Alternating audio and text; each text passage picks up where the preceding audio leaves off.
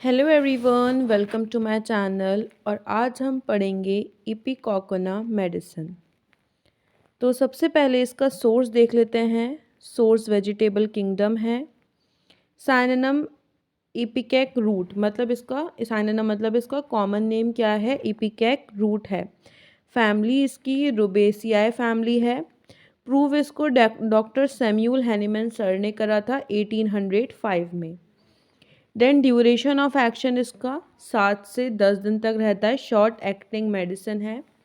Miasmatic background इसका सोरा है। Irritable temperament रहता है, बहुत चिड़चिड़ा रहता है पेशेंट। डायथिसिस इसकी हेमरेजिक डायथिसिस है। और डायथिसिस इन शॉर्ट आप समझ सकते हो टेंडेंसी से, ठीक है।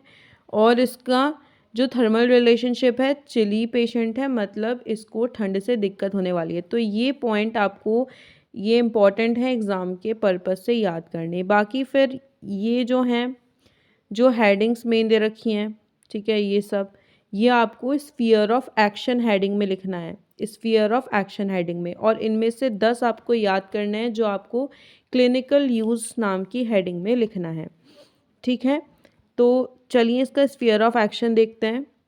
ये सेरेब्रोस्पाइनल नर्वस सिस्टम पर एक्ट करती है। ये मेडिसिन के स्पेशल 8 सेंटर्स होते हैं। कौन कौन से? म्यूकस मेम्ब्रेन पर एक्ट करती है।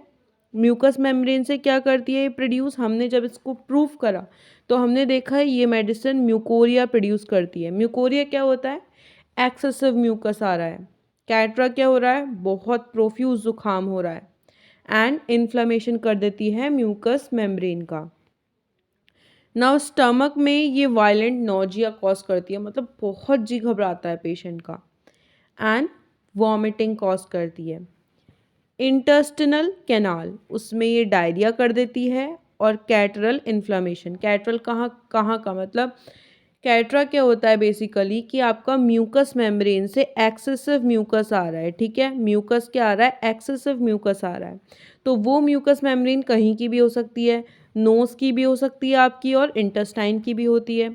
तो वहाँ पर क्या है? कैटरल इन्फ्लेमेशन हो गया है, मतलब बहुत ज़्यादा म्यूकस आ रहा है और इन्फ्लेमेशन हो गया है म्यूकस मेम्ब्रेन में इंटेस्टाइन की। नाउ लंग्स में अस्थमा कर देती है कैटरल। अब म्यूकस में भी जो लंग्स होता है उसमें भी उसकी भी म्यूकस मेम्ब्रेन होती है, उसमें भी ये कैटरल इन्फ्लेमेशन कर देती है। और कोपियस म्यूकोरिया, मतलब बहुत ही एक्सेसिव म्यूकस आएगा। फिर कॉर्ड्स की पैरालिसिस करती है। पैरालिसिस क्या होता है बेसिकली? पार्शियल पैरालिसिस को कहते हैं हम, पार्शियल पैरालिसिस की कंडीशन। देन नेक्स्ट हमारे पास आता है स्किन में ये डायफोरेटिक कर देती है। एंड पस्ट्यूलर इन्फ्लामेशन, मतलब पस्ट्यूल्स बन जाते हैं और उसमें भी इन्फ्लामेशन हो जाती है। सर्कुलेशन की बात करते हैं। देखिए यहाँ पे डायफोरेटिक लोकली करती है, मतलब एक पर्टिकुलर हिस्से में ही करेगी। सर्कुलेशन की बात करते हैं तो ब्लड प्रेशर को लो कर देती है। हीमोस्टेटिक की कंडीशन, ब्लड धीमा फ्लो करता है। टेम्परेचर पर्सन का लोअर रहता है। नाउ आपको इनमें से कोई भी 10 पॉइंट याद कर लेने हैं क्लिनिकल मतलब उसके क्लिनिकल यूज़ में लिखने के लिए। और ये स्फीयर ऑफ एक्शन में से मेन आपको 5 याद करने ही है, जिसमें से आपका म्यूकस मेम्ब्रेन, स्टमक और लंग्स एंड इंटेस्टाइन, ये चारों तो सबसे ज़्यादा इम्पॉर्टेंट हैं, ये आपको याद करने ही हैं, ठीक है। तो ये मैंने आपको बता दिया। अब ये आपका ड्रग पिक्चर लिखना है तो आप इस तरीके से लिख सकते हैं। अब हम पढ़ रहे हैं एलेंस की नोट से। कॉमन नेम इपिकैक हो गया। एंड फैमिली रुबेसियाई फैमिली हो गई। देन फिजिकल जनरल्स में पढ़ते हैं in all disease with constant and continual nausea, जहाँ पर लगातार क्या बना हुआ है? नोजिया। एक सभी प्रकार के डिजीजेस जहाँ पर पर्सन का जी बहुत ज़्यादा घबरा रहा है। हैमरेज एक्टिव हो सकता है, पैसिव हो सकता है। Bright red from all parts of the body, तो कैसा ब्लड आ रहा है? ब्राइट रेड ब्लड आ रहा है बॉडी के सभी पार्ट से। ओवर सेंसिटिव है हीट और कोल्ड के लिए। Pains as if bones were torn into pieces, ऐसा पेशेंट को सेंसेशन आ रहा है, ऐसा दर्द हो रहा है कि जो उसकी हड्डियां हैं वो पीसेस में ब्रेक डाउन हो जाएंगी। Adapted to cases where gastric complaints predominates, तो जीआईटी में हम देख रहे हैं कि ये ऐसी कंप्लेंट्स में बहुत ज़्यादा यूजफुल है जहाँ पर पेशेंट को गैस्ट्रिक स्टमक की कंप्लेन रहती है।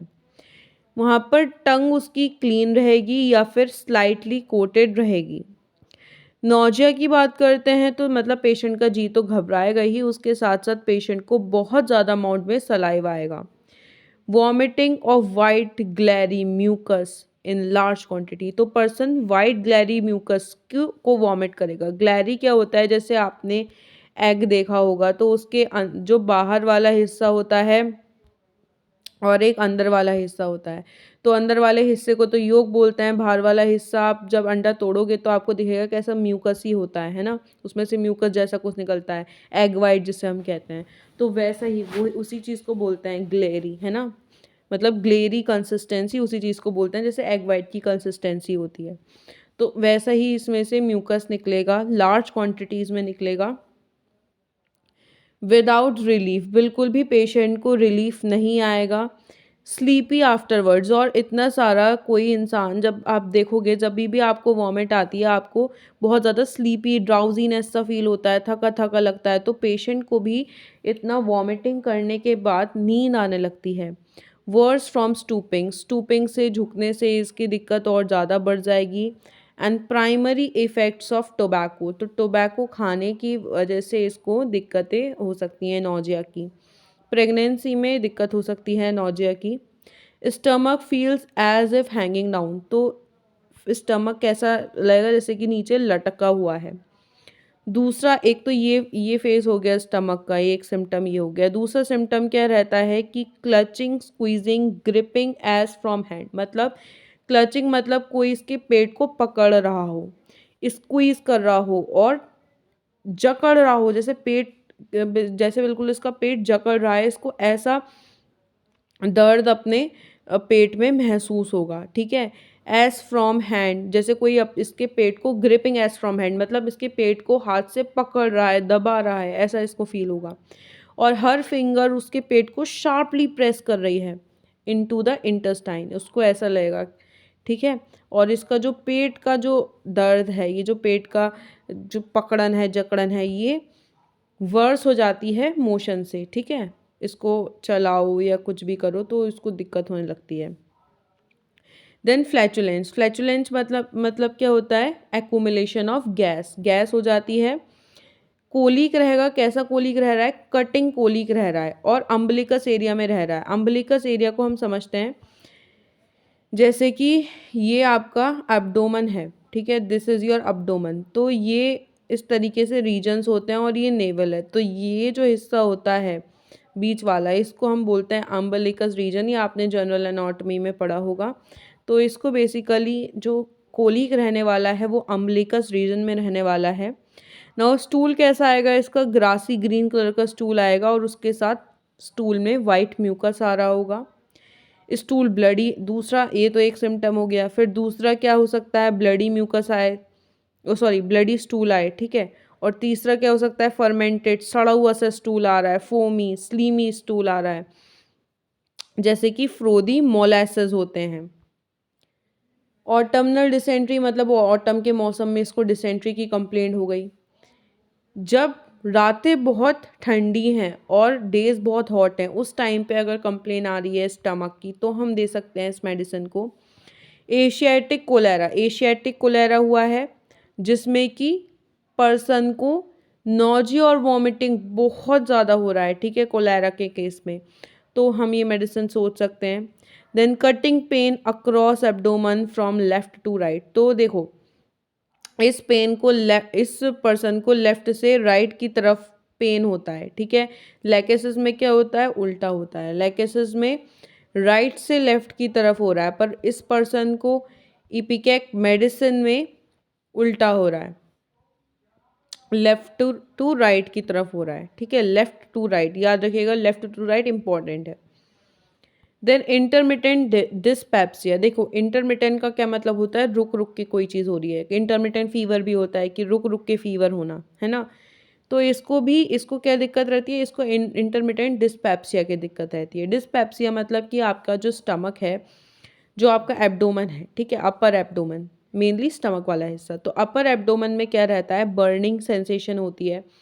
उसके अलावा आप बहुत ज़्यादा फुलनेस सेंसेशन रह सकती है या पेन हो सकता है, तो उसे ही हम कहेंगे स्टमक अपसेट हो गया है या फिर स्टमक डिस्कम्फर्ट हो रहा है, तो उसे हम डिस्पेप्सिया बोलते हैं। तो इसको इंटरमिटेंट रुक रुक कर डिस्पेप्सिया की कंडीशन आती है, या तो हर अगले दिन आ जाती है, इसको डिस्पेप्सिया हो जाता है, या सेम आवर पे, जैसे कि इसको हमेशा 12 बजे ही होता है दिक्कत, ठीक है, तो ऐसा हो सकता है। फीवर विद परसिस्टेंट नोजिया, मतलब फीवर हो रहा है और उसके साथ साथ इसको जी घबराया जा रहा है। देन फीमेल रिप्रोडक्टिव सिस्टम में हम हैमरेज की कंडीशन देखते हैं। हैमरेज एक्टिव या पैसिव हो सकता है। ब्राइट रेड कलर का ब्लड आता है यूट्रस से, ठीक है, यूट्रस में हैमरेज हो गया। प्रोफ्यूज क्लॉटेड हैवी, मतलब प्रोफ्यूज क्लॉटेड ब्लड आ रहा है, क्या बहुत सारे क्लॉट्स आ रहे हैं ब्लड में। हैवी ओप्रेस्ड ब्रीदिंग, तो क्या हो रहा है, ये बहुत मतलब इसको सांस लेने में भी बहुत ज़्यादा दिक्कत हो रही है जब इसको हैमरेज हुआ है। और stitches from navel to uterus, तो नेवल से यूट्रस तक इसको कैसा फील होगा, जैसे इसको टांके लग गए हों। नाउ रेस्पिरेटरी सिस्टम, कफ, ड्राई स्पाज्मोडिक कफ आता है, जैसे कि इसका गला चोक हो गया हो। आप अस्थमेटिक पेशेंट का अगर खांसी सुने होंगे तो आपको तो इसका खांसी बिल्कुल अस्थमेटिक पेशेंट से मिलता जुलता होता है, बल्कि इसके सिम्टम्स भी काफ़ी कुछ रेस्पिरेटरी के अस्थमेटिक पेशेंट से मिलते जुलते होते हैं। तो इसको सबसे पहले तो सूखी खांसी आ सकती है, ये नंबर 1 सिम्टम हो गया।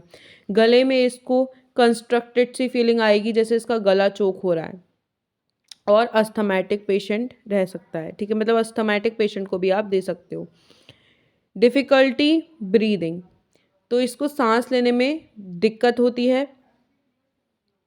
फ्रॉम लीस्ट एक्सरसाइज, मतलब जैसे ये सीढ़ियाँ चढ़ ले उतर ले, है ना, ज़्यादा सीढ़ी नहीं चढ़नी, थोड़ी सी चढ़ी है, तो इसको सांस लेने में बहुत दिक्कत हो जाएगी। ज़रा चल ले थोड़ा सा, तो थोड़ा चलने में ही हाफ जाता है। तो लीस्ट एक्सरसाइज से पर्सन को सांस लेने में दिक्कत होने लगती है। वायलेंट डिस्निया, देखिए वायलेंट डिस्निया क्या होता है, डिफ़िकल्टी इन ब्रीदिंग, सांस लेने में बहुत दिक्कत हो रही है।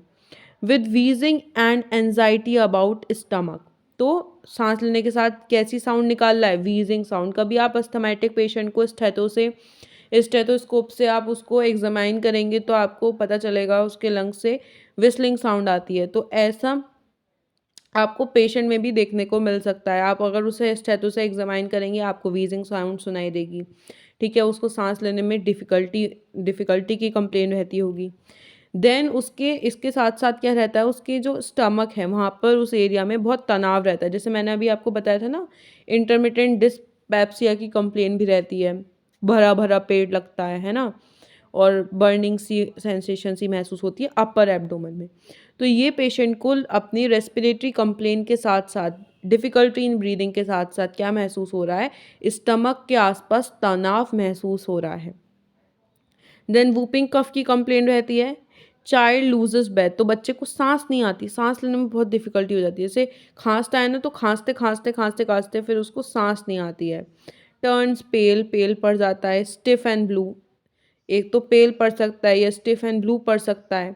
स्ट्रैंगलिंग, स्ट्रैंगलिंग का क्या मतलब होता है, खांसी और मतलब खांसी है और म्यूकस भी है ना, और इसको ऐसी सेंसेशन आ रही है, स्ट्रैंगलिंग मतलब जैसे इसका गला चोक हो रहा है, क्या हो रहा है, गला इसका चोक हो गया है। With gagging and vomiting of mucus, तो गैगिंग मतलब गले में इसके ऐंठन रहेगी और ये म्यूकस वॉमिट कर देगा, मतलब म्यूकस निकालेगा। ब्लीडिंग फ्रॉम नोज और माउथ, अब इसकी नाक से या माउथ से ब्लीडिंग हो सकती है। फिर पेशेंट को कफ रहता है, जहाँ पर जैसे खांसेगा ना तो आपको म्यूकस की आवाज़ भी सुनाई देगी। कई बार जब गले में बलगम होता है खांसते खांसते उसकी आवाज़ सुनाई देती है, तो वही पेशेंट के साथ होगा। म्यूकस ब्रोंकाई में रहेगा, जब पेशेंट सांस ले रहा होगा तभी भी आप सुन सकते हैं। या पेशेंट को महसूस हो सकता है। देन म्यूकस की वजह से अब म्यूकस इतना ज़्यादा इकट्ठा है पेशेंट के गले में कि उसको सांस लेने में भी दिक्कत हो रही है, बहुत सफोकेशन महसूस करेगा पेशेंट। फीवर की बात करते हैं, इंटरमिटेंट फीवर। इंटरमिटेंट का मैंने मतलब बताया था, रुक रुक के फीवर आता है पेशेंट को, ठीक है। In beginning of irregular cases, मतलब इंटरमिटेंट फीवर आप कह सकते हो कि पेशेंट को फीवर आया जा रहा है, अभी सही हुआ, मॉर्निंग में सही हुआ, फिर दोपहर में आ गया, फिर रात में आ गया, यही सिलसिला 15 दिन से चले जा रहा है, कभी भी फीवर आ जाता है। तो इसको इरेगुलर टाइम पे पीरियड इसको इरेगुलर पीरियड में फीवर आता है, ठीक है, विद नोजिया। और ये फीवर का इसका बहुत इंपॉर्टेंट सिम्टम है। मैंने आपको स्टार्टिंग में बताया था कि पेशेंट को नोजिया अपनी हर डिजीज़ में रह रहा है, तो फीवर में भी पेशेंट को नोजिया की कंप्लेंट रह रही है। और फीवर का आने का कॉज क्या है? गैस्ट्रिक डिस्टर्बेंसेस की वजह से, पेट में गड़बड़ी के कारण इसको फीवर आ रहा है, स्टमक अपसेट की वजह से फीवर आ रहा है, ठीक है। आफ्टर अब्यूज़ या फिर डायरिया की वजह से आ सकता है, मतलब जो भी है, इसको पेट की दिक्कतों की वजह से फीवर आ रहा है। आफ्टर अब्यूज़ और सप्रेशन फ्रॉम क्विनीन। देखिए, मैंने क्विनीन का आपको लास्ट वीडियो में भी मतलब बताया था। क्विनीन होता है जो हमें सिंकोना बार्क से मिलता है, ठीक है, और वो किसके एंटी मलेरियल ट्रीटमेंट में यूज़ होता है, एंटी मलेरियल ट्रीटमेंट में क्विनीन का यूज़ होता है। अब ऐसे लोग जो बहुत ज़्यादा इसको ले लेते हैं, क्विनीन का बहुत ज़्यादा ओवर यूज़ वो लोग कर लिए हैं, या फिर उनको सप्रेशन हो गया है, मतलब कोई भी डिजीज़ सप्रेस हो गई है उनकी क्विनीन लेने की वजह से, जिसके कारण अब उनको नए एलिमेंट्स आ रहे हैं, नई डिजीज़ हो गई, फीवर आने लगा, है ना। तो अगर फीवर आ रहा है क्विनीन के अब्यूज़ या सप्रेशन के बाद, तो हम इस मेडिसिन को रेकमेंड कर सकते हैं। Then aggravation, winter and dry weather में पेशेंट को दिक्कत बढ़ जाती है, सर्दियों के मौसम में और ड्राई वेदर में। वार्म गर्मी से मॉइस्ट वेदर में मॉइस्चर से बढ़ जाती है, साउंड विंड से बढ़ जाती है, और motion aggravates. Now I hope you like the video. Don't forget to like, subscribe and share my channel. Thank you.